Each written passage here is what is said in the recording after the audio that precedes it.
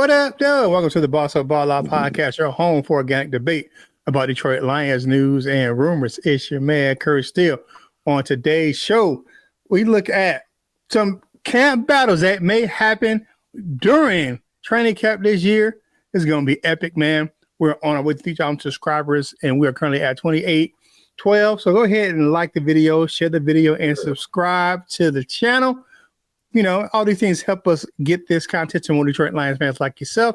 And we have channel memberships. It's another way to help grow this channel. Now it's time to bring in my co-host for today's show. First up, y'all see him in that bucket down there, man. It's the hardest working man in Jackson, Michigan. He be coaching kids. He be cooking meals, all that stuff. It's the Wolf of Lion who? Coach Mike Jones. What's going on, Lion fan?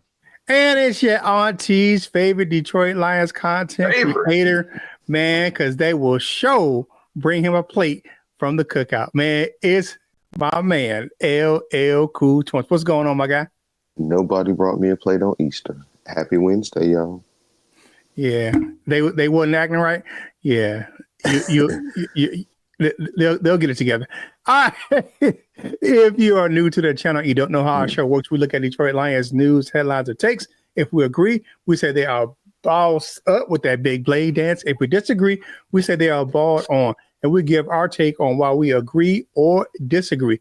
No hot takes here, just natural debate and our true thoughts and opinions about what's happening with our favorite team, the Detroit Lions. All right, so kind of a slow couple of news days after the draft, but I was looking at this thing. I'm like, okay, what's going on with the Lions, and what can we really talk about? And I ran across this article from the doc, friend of the show, John Macaroon over there at Detroit Lions SI, who has been on the platform a few times. So he was like, hey man, if we're gonna be some intense position battles coming up in training camp.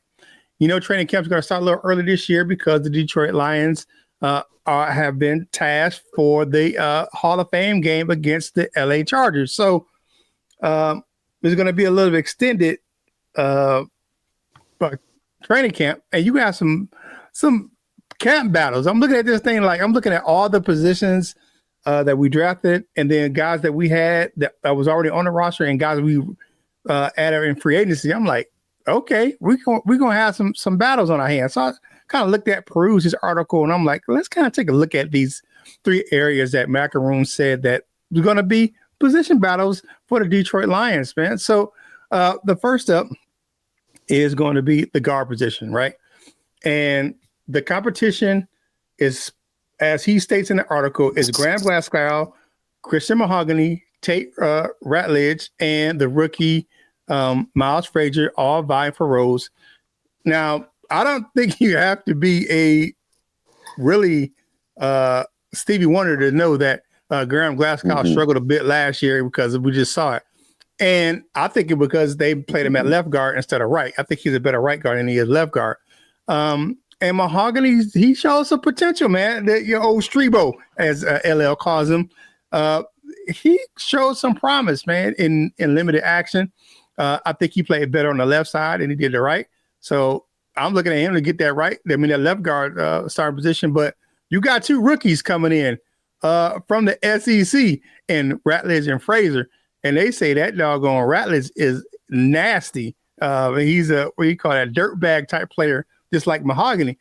And with Frazier, that dude doesn't give up sacks. I mean, he had a ridiculous senior year. I think he had like 900 something snaps at guard without giving up a pass, without giving up a sack. So I'm liking what I'm seeing from the young fella in both of those guys, in Ratledge and Frazier. And then the next position, he said wide receiver 3, who is competing for that position. Of course, you got Big Timmy, Tim Patrick, who we signed, who said he wanted to come back, and the Lions said, all right, come on back then. Then you got Khalif Raymond. You know Ray gonna get down, man. Leaf, how he gets down. Right. And then they actually mentioned Islick Tisla and Ronnie Bell. Another guy they mentioned is no longer on the roster. And if you didn't know, the Lions released Antoine Green yesterday.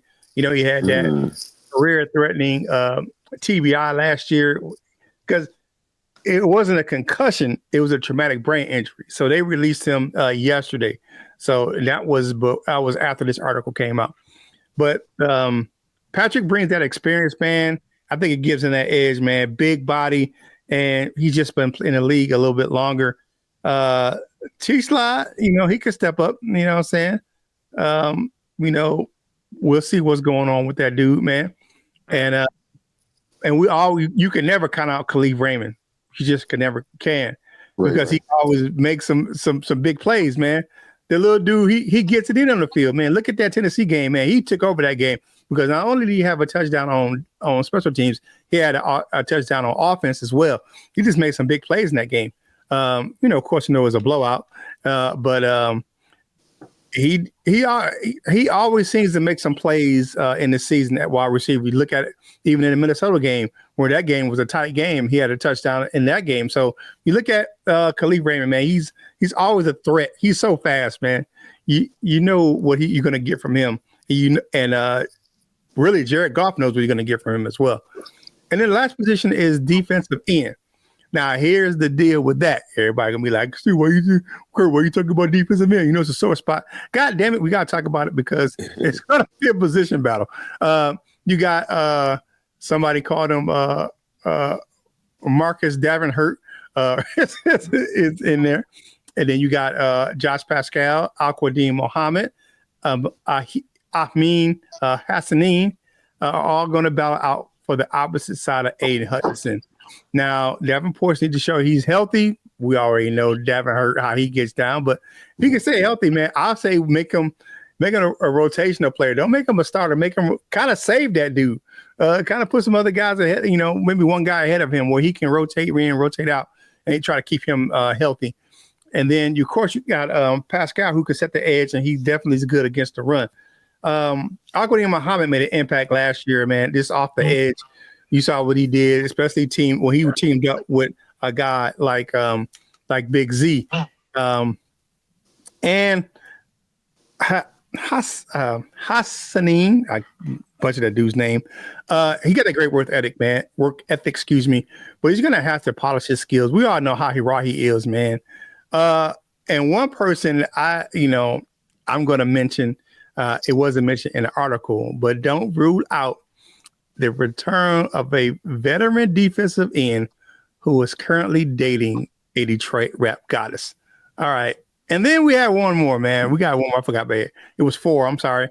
And the 4th position is a nickel, right? So you got Amik Robinson, Ennis Rakestraw, Avonte Maddox, and Rock Yashin all competing for that nickel position. Because you look at it, I know we're talking about Amik Robinson, man, and how he gets down. But all of these guys, because you got to look at Avonte Maddox and Rock Yashin have been starting nickels in the league. They all, I mean, the only person who hasn't been a starter at nickel is the young fella in his Rakestraw. And he already said he's coming for whatever position that's going to be open. He's going to compete for whatever. So he didn't lay the gauntlet down. He's saying, hey, I'm coming. So because DJ Reed, we all know that he can play outside and inside, but he's already going to be the CB2 across from my man Terry Arnold. So it's going to be interesting how that shakes out, man. Robinson was that starter last year. We all know that, man. But you got some guys, man. Maddox played well out in Philly, and Rock Yashin, that's his best position, is the nickel. So and Rakestraw, man, it's gonna be one of those things, man. For me, I think it's gonna be prepare for one of the most intense training camps in recent history at the My Performance Center at Allen Park, because all these dudes are gonna be scraping, trying to get that starting position. And we already know how the DB room get down, man. And we're gonna have some nasty guys at guard and defensive end. It's just gonna be nasty, man. These dudes are gonna be fighting, and they're gonna be teammates, but it's not gonna be any love lost trying to compete to get on this roster, man. So what do you guys think about those 4 positions that are gonna be potential, just huge training camp battles, man? It's gonna be one of those, man, survival of the fittest type things, man. The gauntlet's been laid down. So I'm gonna come to you first, LL. What do you think about these positional battles for the Lions in training camp? I mean, I think some of them we kind of already, was foreshadowed. One name that I would like to, what I've been thinking about recently, that I would like to see, maybe not in the camp battle as a starter, but as a camp battle at that position, is Kwame Tim Patrick O'Connor. I want to see him on the edge. I think he played well all over the defensive line, but I think he was pretty decent on the edge as well. Again, not as a starter, but just as a rotational player. I would like to see him over there as well.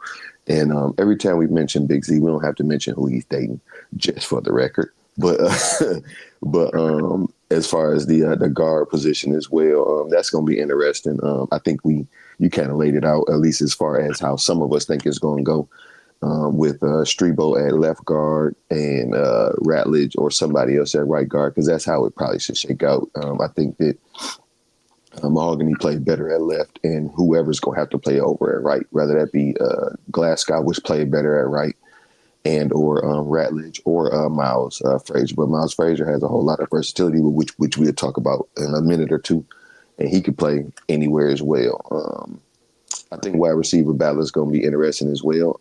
And that's just because I think another name is going to be in that to, get some playing time. And maybe I'm overshooting him completely. But what's the young guy who we got? The other Georgia player?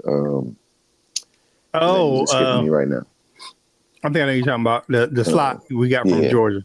So my apologies, young man, for forgetting your name at the moment. But I want to see him involved in some of this as well because, I think that, he may be right now the heir to Ray's position, to Khalif Raymond's position. You talking about Dominic Lovett?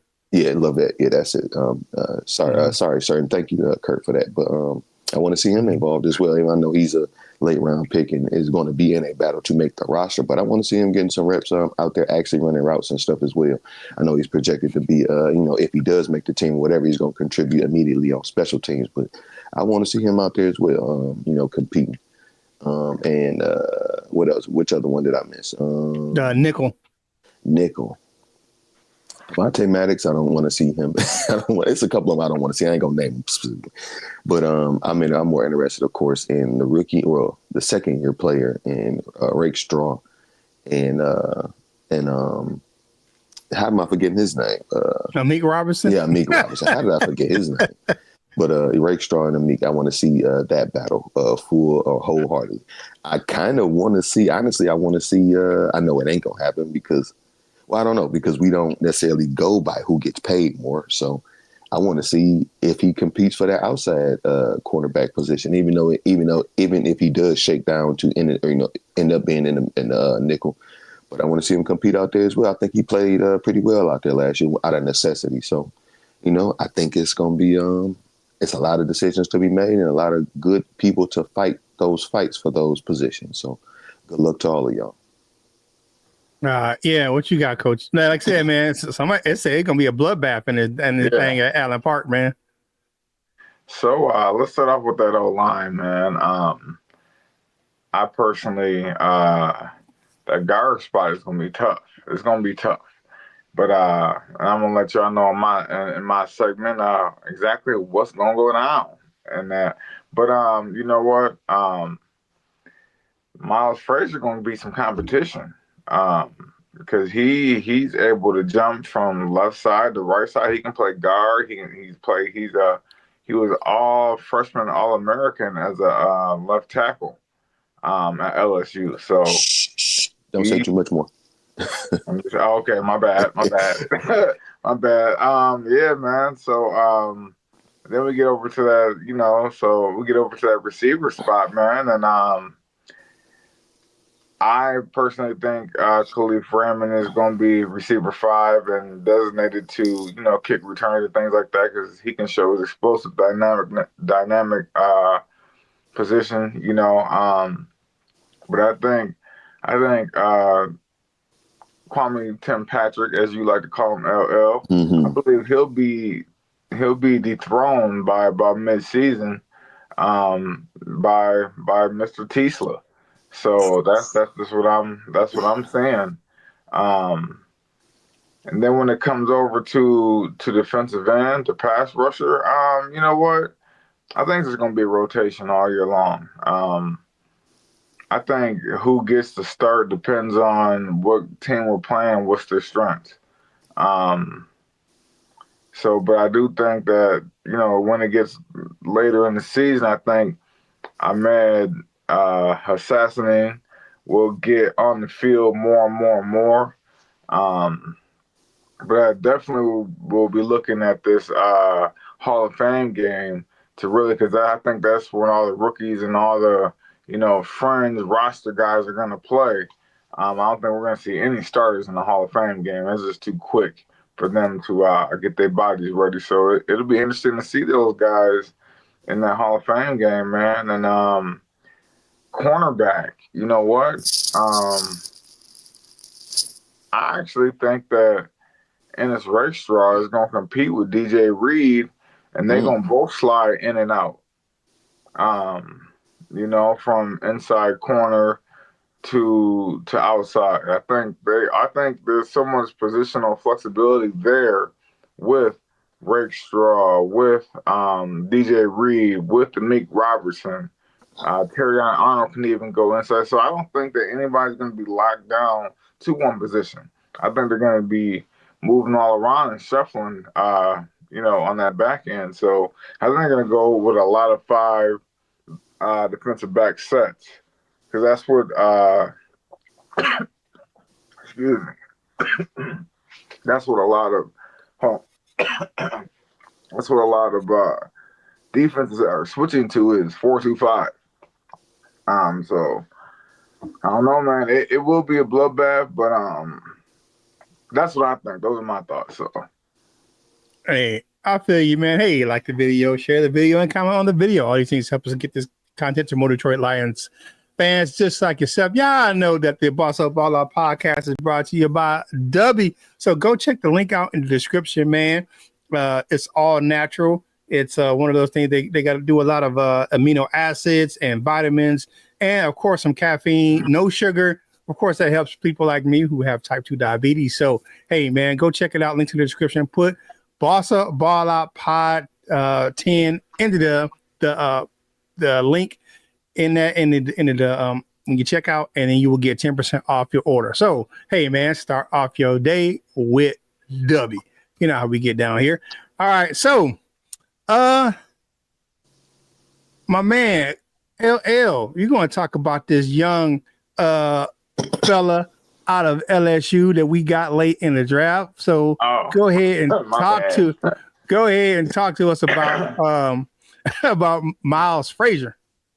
Well, yeah, and this is some of this and the info. I was watching Jeff Risdon yesterday on the Detroit Lions podcast, and I also saw that he had pretty much put what he was talking about Miles Teller in the article. So, it made it all easy. But and thanks, Coach Mike, for the intro to the section. I didn't want you to keep on going because there's some other stuff, but there ain't no secrets, of course. And I just told you that I got this info from Mr. Risdon over there. But we're gonna talk about Miles Frazier. What he was 6th round or 7th round? He was a 6th round pick, right? Or whether he was a 5th round pick, either way. Miles, I'll tell you right now. Miles Frazier was a 5th round pick 171. Right. They traded back up into the 5th round to grab him.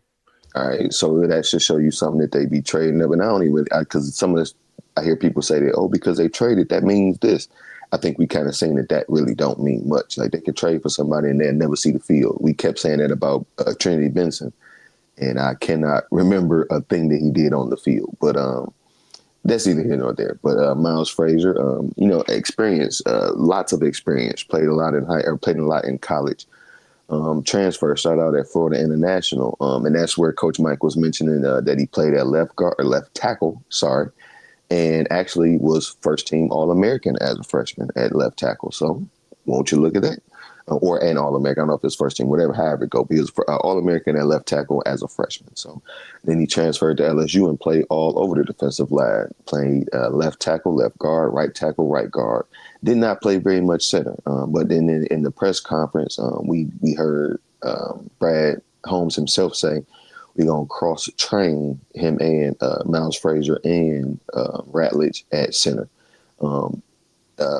per the article, Miles Frazier said that he's open to playing center. Like he says, he's actually looking forward to it. That's the only spot that he hadn't played. So at least there is a willing participant to try it out. I think that he may end up being at center because he pretty much has the headiness to do it. I feel like he has the versatility to do it, and he might be probably our best option there. I keep talking about,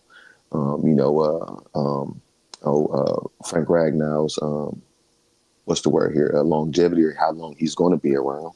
So this may be that insurance policy, along with players like Graham Glasgow that can step in a pinch or whatever, for a spot start or whatever it is. But I believe that Miles Frazier has a bright future here, a potential for a big role here. Another thing that was in the article, or that Risden spoke about, was that offensive group that he was drafted from. And 4 of them got drafted, and the offensive line, I like nicknames, all that kind of stuff. I like to nickname position groups, all that stuff too, as long as it's fun or as long as it's cold sounding. But their offensive line group was called the Bomb Squad, so that's pretty cool. But along with that, it comes with everything. With Legion of Boom, I'm certain that it was what's the word, expectations. It was standards that they tried to hold themselves to. So with these guys, I'm certain it was amongst peers and things like that. The player next to him was holding them accountable just because we calling ourselves the Bomb Squad. At least that's how it should be. You don't want to call themselves the Bomb Squad and then go out there and lay bombs all over the field. But you're gonna go out there and tear some people up. So I thought that was pretty cool. So shout out to Miles Frazier, man, a young man coming here looking for opportunity. And I believe they're gonna give him lots of opportunity. So what y'all think about this gentleman? I like the pick. I like Miles Frazier. Just looking at him and what he was actually doing in college, man, and I was so surprised that he was sitting there at the in the 5th round, because like I say, it's 4-year starter, man, gritty guard, man, tough with some good size, man, some serious power, and he can really dominate in some tight spots, man. His short pulls and lead blocks, man, around the edge are definitely solid, and we do that a lot here in Detroit. So he does have some things to work on. Has some trouble reaching blocks and getting some second level stretch plays at times. So I'm sure that's something that Hank Fraley will definitely work on him with. Which Mike's but you look at that, man, and you look at what he did in college, man. I was liking the pick. I'm like, why is this guy like? You look up and see a dude on the board. You like, and I'm pretty sure that probably Brad Holmes said the same thing. Like, why is this dude here? All right, so we're gonna go ahead and package these picks and go grab him. And he reminds me a lot of seeing what his versatility is, man. Reminds me a lot of some of the guys that we have on our offensive line. You look at a guy like my man Christian Mahogany, who can play almost all those 3. And then Frank, remember when Frank Ragnar was drafted, he was actually played guard when he first got to Detroit. We knew he was going to be the center eventually, but the center, we still had a center here. We had to let that guy go, and then he took over the center position. So flexibility all up and down that, man, where you can slide Miles Frazier wherever you need him on the offensive line. So I'm definitely happy with that young fella, man. And I'm happy to see what they're going to do with him. And he, like you say, he may be one of those guys that slide in and be the backup center behind Frank Ragnar. What you got, Coach? Yeah, you know what? I don't doubt it at all. I'm gonna give this the big boss up. I don't doubt it at all, because if you just look at his positional versatility, he's like a Graham Glasgow. But he started at Florida International as a left tackle, and then he went to LSU and he was a left guard, and then the next year they traded him to right guard. And even at the Senior Bowl, he played tackle and guard because they really didn't know, where he was going to fit in. So he has that positional versatility where if they're talking about moving in the center, that just adds to his repertoire where, we might be able to keep like 9 O linemen instead of 10 or something like that. So yeah, man, I like it. I think he'll come right in, and he sounds like a Brad Holmes type of guy. Like, I'm gonna do whatever I have to do to get on the field, whatever it takes. I'm gonna do it, and that's what we need here in the D. Yeah, definitely, man. Like you look at this guy, he's one of those guys that he fits the culture in Detroit. You know what I'm saying? Fits what Dan Campbell wants, what Brad Holmes wants. And I don't know, just for some of these Lions fans, man, because of the fact I wanted to address this a little bit today. Y'all know Brad Holmes doesn't just pick the players by himself, right? Like, y'all, people all in the uproar at Brad Holmes, you know that he gets info from the coaching staff, from Dan Campbell and his scouts. He just doesn't say, this is the guy I want. Yeah. You know, because at the end of the day, it's going to be between him and Coach Campbell. So for everyone that's just like running up on Brad Holmes, man, knock that crap off, man, because it's because they've been an open book. It's been a team effort. And when he talked about selecting players, he didn't say I took this guy. He said we took this guy. Right. We selected him. We traded up for him. So it was never an individual thing like Bob Quinn back in the day. Like it ain't Brad Holmes is not that type of dude, man. So, all right, man. Hey, the Boss Up Ball Out podcast merch shop is now open. You can find a link in the description below. Man, go check that thing out. Our Shopify store. You got the Boss Up Ball Out gear in there, and you got the Wolverine gear in there. Go check it out, man. And, you know, maybe one day, you know what I'm saying, we might get some of that, hey, some of that big Kool-Aid stuff in there, man, from my man LL Cool Toys. But, all right, so last topic of the day is my man Coach Jones said he got 2 rookies who could be day one starters in the Motor City. Sir. What you got, Coach? Yes, sir. And I just kind of piggyback off what you were saying and Brad Holmes picking players and things like that, because I'm looking around and we didn't have such nice draft grades. Like, I think the average was a C-. C-, really.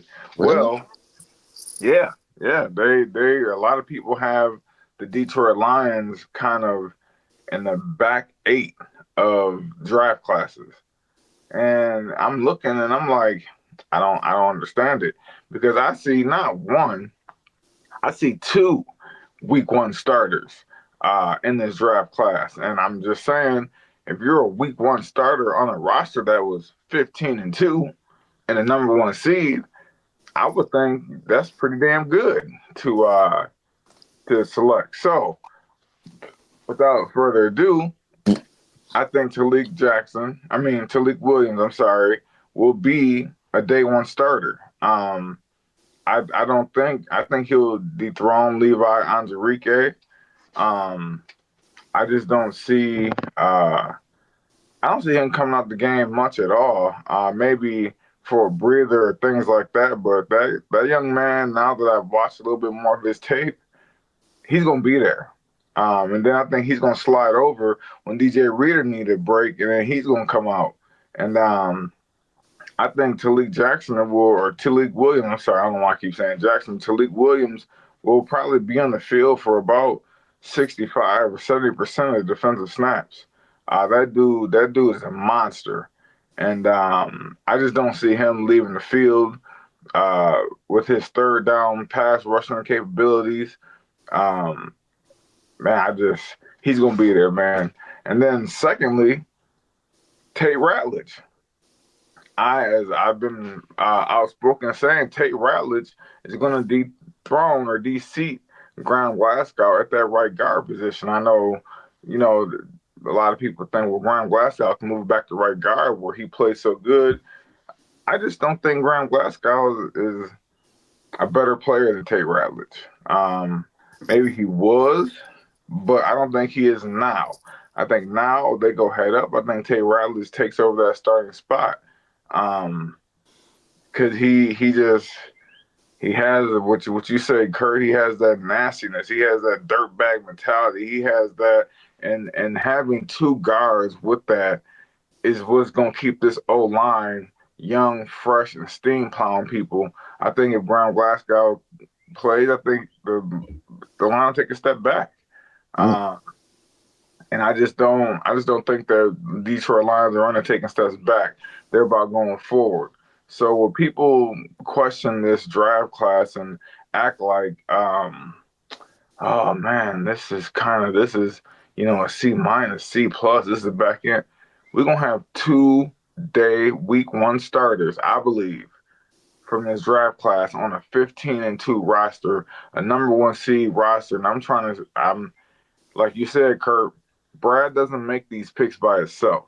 Brad's not sitting there like, this is who I want, and this is who I want, and this is what Brad's taking information from the scouts, from his coaches, and they're coming together and they're saying, we want to take that guy. And I think they took the right people for the job. And I think also that, this little caveat that Tisla is going to be on there. He's going to dethrone Kwame at some point in time this season. So you did say that earlier. y'all, like I said, man, y'all experts, analysts, and stuff want to say the Detroit Lions had a back end of the NFL type of draft. We're gonna see.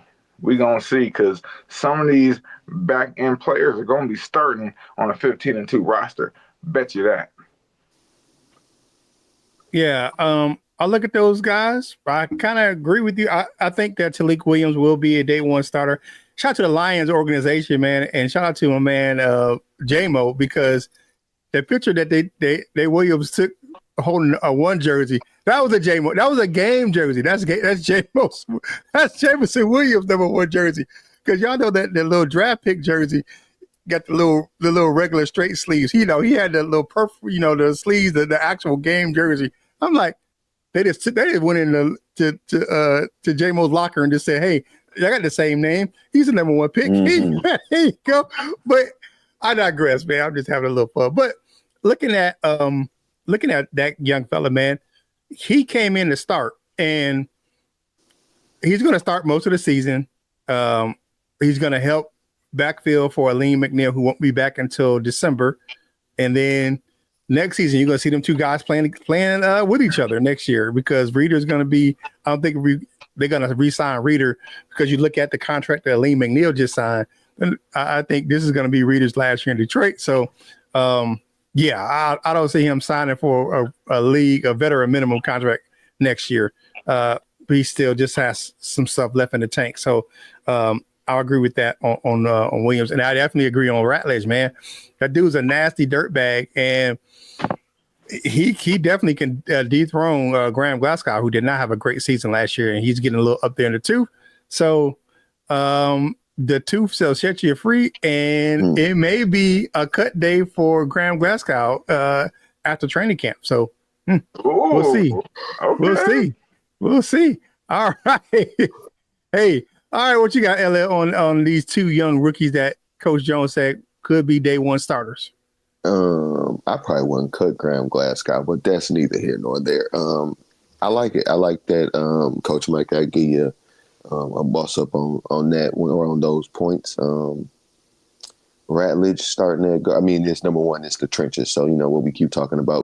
So we get 2 day one starters out of the out of the draft in the trenches, the most important position on the football field. So you gotta love that. But dang, it was something else I was gonna say. But no, I like it. I think I don't see it going another kind of way.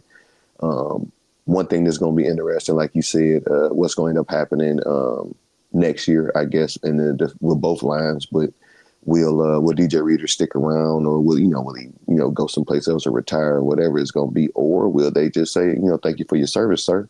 We got your replacement right here. So we going to see, and I like the potential of both of those gentlemen starting. Yeah, definitely. Good topic, Coach Jones. I believe that could be possible for both of those young gentlemen. Hey, man, like the video, share the video, and comment on the video. All these things help us get this content to more Detroit Lions fans just like yourself. Hey, man, become a member of the channel. Cost you $2.99 for a month, man. So, join my man T-Bone Locks as, in the membership category of the Boss Up Ball Out podcast, your home for organic debate about Detroit Lions news and rumors. If you haven't done so already, make sure you follow the crew on your favorite social media platforms. My man, Coach Jen, does a great job over there at the Wolf Lions Sports Talk. And on this channel, my man does a great job with some shorts. And make sure you check out his Beyond the Ropes boxing playlist. If you don't know, my man, Coach Jones was a professional heavyweight. So he know about them putting them dukes up. And then, of course, I post content on from this channel, all of my social media platforms. And make sure you check out my man LL at My High Media. It does a great job over there, man. Thank you for starting your hump day with us, man. And you know what hump day is? It's Thursday Eve over there on LL's Instagram page. You know how it gets down. All right, time for parting shots on this hump day, man. LL, you up first, my dude. Well, happy Wednesday morning, everybody. Have a great one. I was gonna make a joke about boxing Coach Mike, but my legs is bad, so I'm not gonna do that. He'll probably kill me. So, but good luck to Coach Mike to never having to box me, because it would probably been a good one. But y'all out there, enjoy the rest of y'all week. Just give it some time, man. I know everybody want what they want out of the draft. If you didn't get it, that's okay. It don't mean it was a bad draft. This is what I meant to say in the other segment. This is bad. But how you talked about just how the grades and all that. Number one, I don't care one part about no draft grade and none of that kind of stuff, because they got compilations of people speaking bad about our drafts over the last couple of years with all pro players in some positions. So I don't really give one red cent about what people care or think about what we do in the draft. And another thing about that is I saw one of them like the draft grade charts or whatever it was. I just want to see if it's legit or not. And on the one I saw, the Cleveland Browns had a B. So if y'all gonna get the Cleveland Browns a B, that whole shit is a lie. I don't care if they gave the Lions an A. That's a lie, because there's no way in hell that the Cleveland Browns had a B draft by anybody's standards. I don't even grade drafts, but that ain't wasn't no B. So, throw the draft grades out the window, throw all of the positional rankings out the window. We've seen that before. They say you don't draft a linebacker, and we got a good one. They said you shouldn't do that with a running back, and we probably got one of the absolute best ones in the entire league. They said we shouldn't do a whole bunch of stuff, and we got a lot of good players doing what they say we shouldn't do. So, let that be your encouragement for the rest of the week. Yeah, definitely. And it's too early. You grade a draft 2 years. It's a 2-year deal. Is what you'll get the best grade out of a draft. It's not the first year. It's the second 2 years down the road. So to grade a draft right after it happens is absolutely asinine. All right, what you got, Coach Jones? Yeah. And just for the record, I'm a pressure fighter. So, the knees better be ready. I got a bad hip, so then my knees ain't even probably got a bad hip. I got a 10 and all that, LL. So, but anyways, no. But you know what? I do think that the Detroit Lions have improved their roster. I do think the Detroit Lions are putting themselves in a position to move forward. And I still think that we will be 3-time back-to-back NFC North Division champions at the end of the season. And I'm ready for the Hall of Fame game, man. I'm ready to tune in and see these young guys battle it out, man, and get some playing time, man. And I just can't wait for football season, man. Mm-hmm. And also shout out to Isaac T-Slaw.